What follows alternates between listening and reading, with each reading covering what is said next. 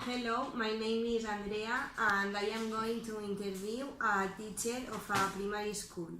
She is Estela. Hi, Andrea. Hi. Are you employed in a public, private or charter school? Well, Andrea, I'm employed in a public school here in Altea, and its name is Blanquinal. Okay. What methodology do you use in your class?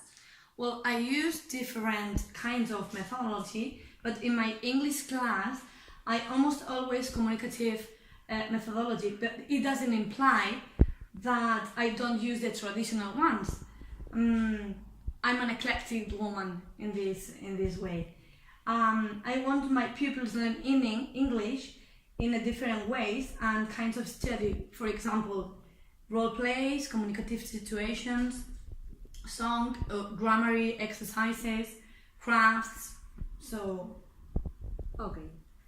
What resource have you got? well, I have many resources, but the most important I haven't. This is a digital blackboard. Lots of exercises that publishers offer us to the teachers must be taught in a digital blackboard, but we can't practice them. Anyway, in my classroom, we have a CD player, we have DVDs, we have 2 computers for people, so I cannot complain at all. Okay. Do you use the TICs in your classes? Oh yes, of course.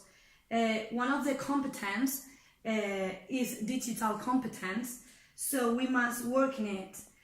We have a TIC classroom. In fact, it is a new class because the computers are new from this year.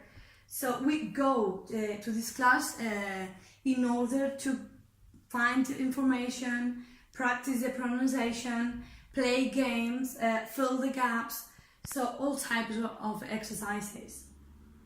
Okay. What do you think about the best way of teaching English to the children? Right. I think learning English is a rough task. We start teaching English to children about 4 years, but only 1 hour and a half a week.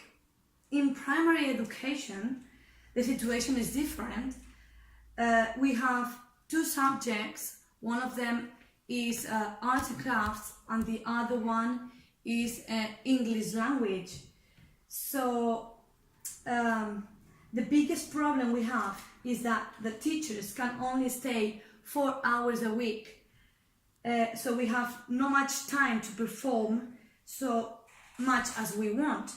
The best way to teach in English would be offer English to a teacher in a funny way. That means working with games, role plays, songs. So we create an attractive English and children would be more motivated. What important change have you witnessed in your school when you first arrived to teach and now? Well, when I arrived at my school, there were still secondary pupils in the school. The following year, all the secondary pupils went to the high school. This year, we started with a new program. This school, my school, Blanquinal School, offered 2-year-old children. So, therefore, there are only children between 2 and 12 years. What things are better and worse then and now? Well, better things. Let me think. Well, the playground now is better than then because there are tables, benches, and there are more trees, so we have more shadows in summer.